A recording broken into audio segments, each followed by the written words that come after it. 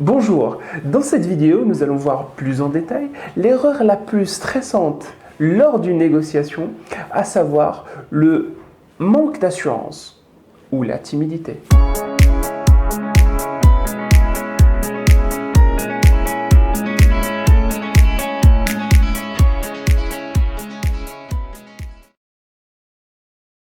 Beaucoup de négociateurs débutants éprouvent une difficulté à gérer une sorte de timidité ou gentillesse qui les empêche de s'affirmer.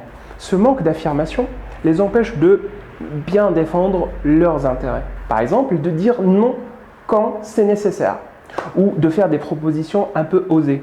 Et par conséquent, rater de très belles occasions. Ils disent oui à tout, acceptent des conditions peu avantageuses, se laissent mener en bateau très facilement et généralement sont les premières victimes du chantage affectif. Comme vous venez de voir, le hangar est plein de pièces détachées et de quincailleries de tout genre.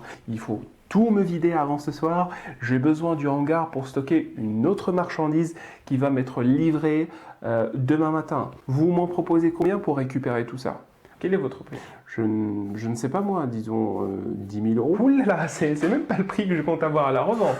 Ça vaut combien selon vous? Je compte avoir 5 000 euros ou 6 000 euros avec un peu de chance. Ok, je vous le propose à 4 000 euros. Vous aurez au minimum 1 000 euros de bénéfices en même pas une journée de travail. C'est que... Ne soyez pas gourmand, 3 800 euros. Mince, j'ai oublié les frais de transport et de stockage. C'est limite, mais je n'ose pas lui dire non. Il a baissé son prix de 10 000 euros à 3 800 euros. Mais ce n'est pas rien quand même.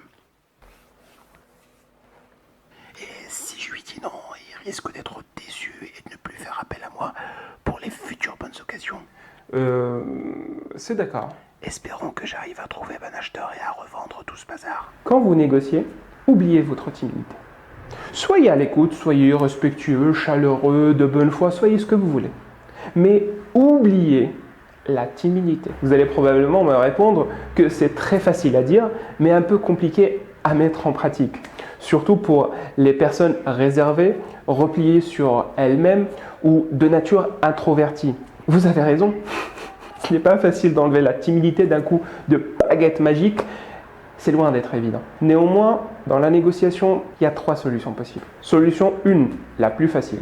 Faites-vous épauler ou carrément représenté par quelqu'un d'autre, un professionnel par exemple, ou un avocat, qui lui saura défendre vos intérêts en votre nom avec plus d'efficacité. J'ai besoin du hangar pour stocker une autre marchandise qui va m'être livrée demain matin. Vous m'en proposez combien pour récupérer tout ça? Avant de commencer, Monsieur Bernard, je vous présente Monsieur Martin. Bonjour. Comme il a plus de connaissances dans le domaine, c'est lui qui mènera la négociation en mon nom.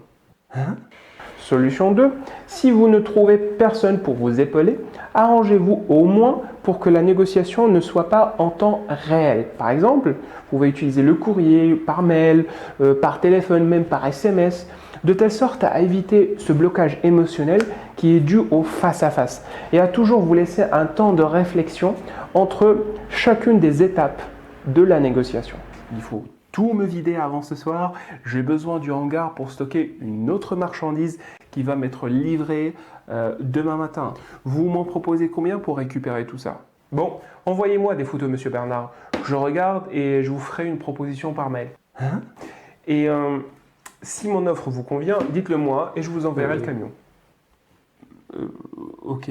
Solution 3, la plus difficile. Allez-y, Franco.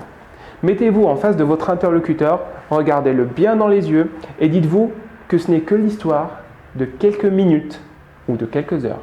Vous m'en proposez combien pour récupérer tout ça? Écoutez, Monsieur Bernard, à vue d'œil, je peux revendre au détail le contenu du hangar entre 4 000 et 5 000 euros. 6 000 euros avec un peu de chance. Mais c'est juste une estimation au pif. Si ça se trouve, les pièces que vous avez dedans sont défectueuses. Si ça se trouve, elles ne vont pas se vendre facilement. À vrai dire, je n'en sais rien. Ajoutez à cela les frais de transport. Je dois faire venir des camions pour vider tout le hangar d'ici ce soir. Et aussi les frais de stockage. Je dois tout entreposer quelque part, peut-être pour plusieurs mois. Le risque est important pour moi et le bénéfice est maigre. En plus, il n'est pas garanti. Donc, Sous ces conditions, je ne peux malheureusement pas vous faire une offre, monsieur Bernard. Ah, je vous remercie d'avoir pensé à moi, mais ça ne va pas être possible. Même pas 1000 euros? Un petit prix symbolique? 1000 euros, ça me va très bien, mais voyons voir si je peux pousser le bouchon plus loin. Si ce n'est pas le possible, je pourrais toujours le payer 1000 euros. La seule proposition que je peux vous faire, monsieur Bernard, est la suivante. De vous en débarrasser du contenu de votre garage avant ce soir et gratuitement.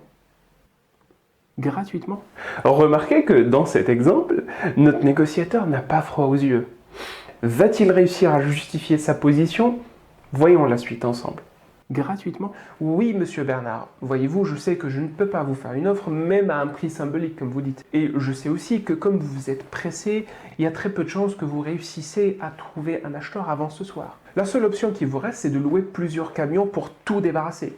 Et avant ce soir. Autrement dit, si vous ne trouvez pas acheteur, non seulement votre stock de pièces détachées et de quincaillerie risque de ne rien vous rapporter, mais il risque aussi de vous coûter de l'argent.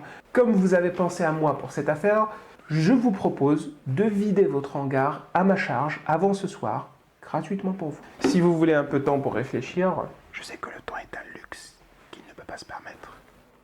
Si ça ne passe pas, je peux toujours revenir aux 1000 euros qu'il a gentiment proposé. Allez, dites oui, je n'ai pas envie de payer 1000 euros. ok, d'accord. Débarrassez-moi de tout avant ce soir.